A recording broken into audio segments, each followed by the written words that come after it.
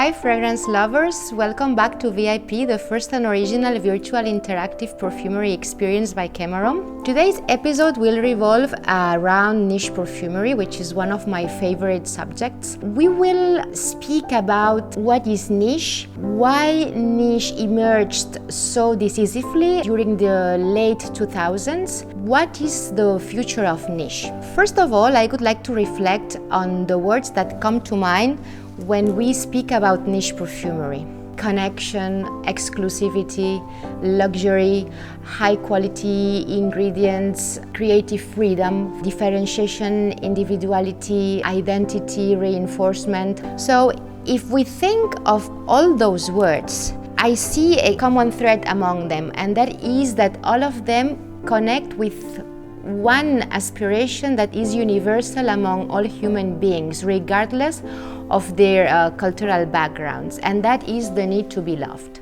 I heard once a definition of love which I found relevant. It said something like, love is the desire to be desired. And I think it's true. All of us, all human beings, wish to be lovable and loved. However, there are differences between Eastern and Western societies. In Eastern societies, being loved is more about feeling included in a community, in a social group. And in Western societies, love revolves more around individualism, being loved for who we are, each one of us. But in both cases, a fragrance can be used to reinforce these identities, this community identity or this individual identity. If we go back in time to the history of perfumery, we will see that the fragrances that were once considered exclusive are no longer exclusive today. Why is that? Because they have been democratized. I am speaking about high-end commercial fragrances such as Calvin Klein fragrances, Obsession, CK1 or Chanel Mademoiselle, Gucci Rage, Envy, Miss Dior Cherie. On the one side, we have the industry of copies, which has boomed in the past decades. So now we can find more people wearing those similar concepts to those commercial high-end fragrances. On the other side, there has been an evolution in consumer behavioral patterns. That means that people are nowadays more open to allocate money into beautiful, expensive fragrances because they want to wear a nice thing that makes them feel better and that makes others have a perception of themselves which is more sophisticated. So as a result of those phenomena, high-end commercial fragrances were no longer a symbol of distinction, exclusivity, and social status by the late 2000s. So a new need emerged, the need to be different, the need to reinforce the identity, the need to project a more sophisticated and luxurious image of self. And this is why niche perfumery was born. It is known by all of us that niche perfumery brands have existed for decades. For example, Creed fragrances. However, the first person who saw the big potential of niche globally, the big marketing revolution that niche could imply, was the genius Tom Ford. So what he did is very simple but brilliant. He focused on the juice. The only thing that mattered in his collection of fragrances was the scent. Actually, that is the reason why a person will buy a first bottle and then will buy the second one. It is because the quality and the concept are good and amazing. So he designed a very austere, elegant and simple packaging for all his fragrances. All his fragrances shared the same packaging. And then he focused on each scent individually. So he targeted a different type of client. That client could be someone more sophisticated, someone more knowledgeable, more educated in terms of scents and perfumery, with clear preferences, someone who understood about raw materials, someone who had a preferred raw material. So in each of his fragrances, he worked around a raw material and the beauty of a raw material and the many facets of this raw material. So he played with the raw materials, he twisted them, and he created something that was so successful.